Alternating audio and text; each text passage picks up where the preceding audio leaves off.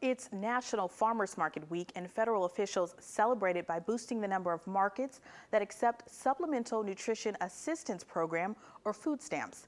It's a need made great in Gary, Indiana by an absence of fresh goods and an abundance of food deserts. See how community leaders are getting affordable food to scarce areas.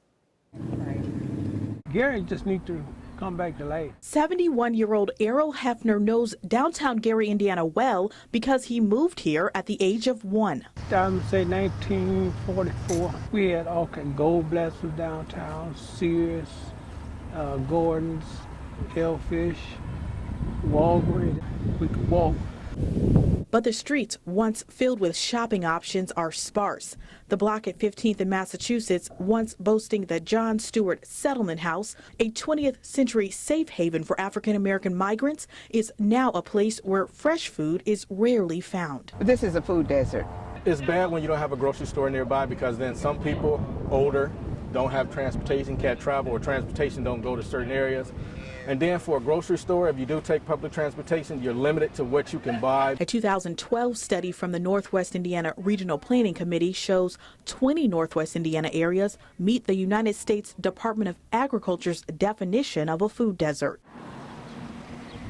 Hefner is trying to make a difference on this corner.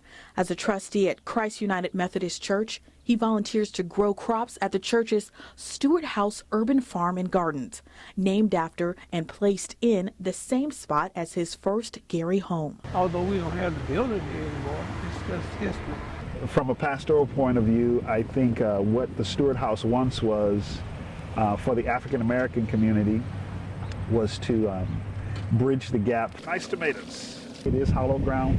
A lot of the families that are members of Christ Church now, their ancestors came through Stewart House. Now we're doing this gardening project, and it will serve still the community as it did before. Delivering fresh vegetables to parishioners and neighbors. We had one of the people out here the other day who had just cut some cabbage. And there was a young lady walking down, and he asked her, "Do you want some cabbage?" And then he gave them to him, and then she says, "Now what do I do with them?" People need to know what to do with some of these veggies out here. This is a pineapple. Very good. Across town, at a new farmers market on the campus of Methodist Hospital, some young residents are getting an education in nutrition. So that they can learn that everything doesn't come from a can. Darlene Terrell is a child care provider in Gary. I grew up right here in this neighborhood. Who says fresh produce is hard to find near her business. No, not fresh produce like this is not easy to get. So when you see it, it's like, oh yes, we got to go and experience it. Reach in there and get a handful, and I'll fix them for lunch. This farmer's market was her classroom today. We eat healthy snacks, so when we get back, we're going to take the fruits and vegetables that they purchase, and we're going to combine them, and we're going to wash them, and we're going to eat them for lunch. A 2012 NERC study shows Lake County has higher food insecurity rates than both the state and nation, with 18% of residents living in a food desert.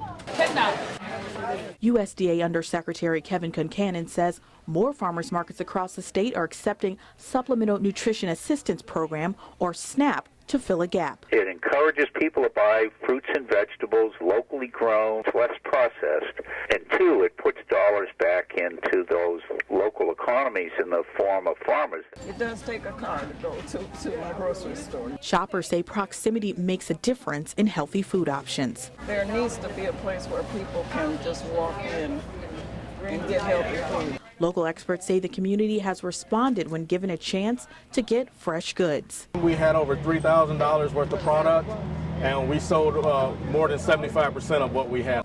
Okay, the food is fresh and it's healthy. All right. Save some water, Earl. People were able to get food from here, and this is what we're trying to recapture in a small way. You got some squash.